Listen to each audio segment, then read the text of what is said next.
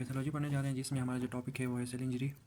और cell injury की अगर हम डिफिनेशन करें तो सेल इंजरी होता क्या है। सेल इंजरी का मतलब है कि डैमेज और हार्म टू सेल, यानी जब सेल को कोई डैमेज या कोई नुकसान पहुंचता है जिसकी वजह से सेल की डेथ होती है या सेल डिसफंक्शन हो जाता है, उसको हम कहते हैं सेल इंजरी।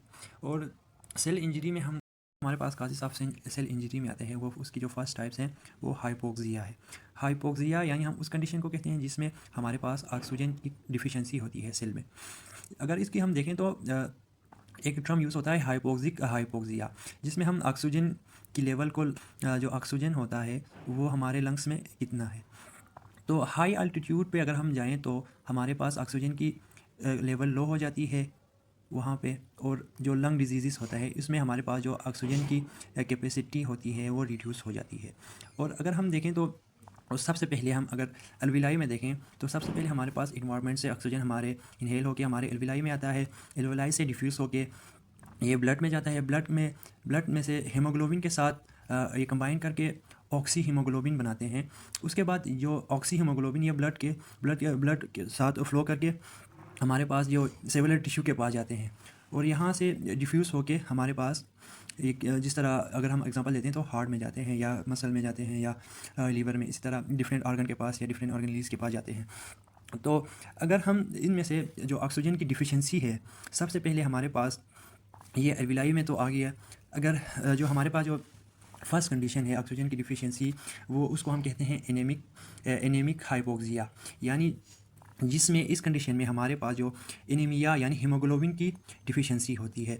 तो हीमोग्लोबिन की डिफिशिएंसी होने की वजह से ये हमारे पास जो ऑक्सीजन एल्विलाई से डिफ्यूज़ होकर ब्लड में आते हैं, तो ब्लड में आकर हमारे पास हीमोग्लोबिन की डिफिशिएंसी है तो यहाँ पे ऑक्सीजन हीमोग्लोबिन के साथ बाइंड नहीं कर पाता। और बाइंड नहीं कर पाता या तो एक तो हीमोग्लोबिन की डिफिशिएंसी होती है जिसकी वजह से हाइपोक्रोमिक एनीमिया काज करते हैं, या जो हीमोग्लोबिन है ये कार्बन ऑक्सीजन के साथ बाइंड करने की बजाय ये कार्बन मोनोऑक्साइड के साथ बाइंड कर जाते हैं, जिसकी वजह से हमारे पास एक कंपाउंड बनता है कार्बन मोनोऑक्साइड पॉइजनिंग, जिसकी वजह से हमारे जो यूरिन और ब्लड का कलर चेंज होकर हमारे पास चेरी रेड अपीयरेंस देता है। हमारे पास एक और कंडीशन है मेथ हीमोग्लोबिन।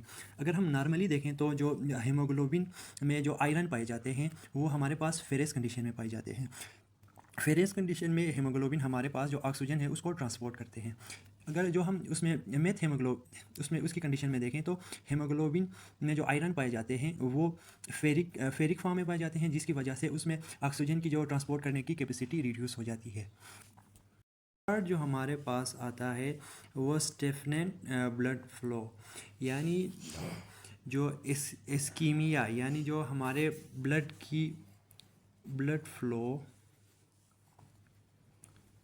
रिड्यूस हो जाती है।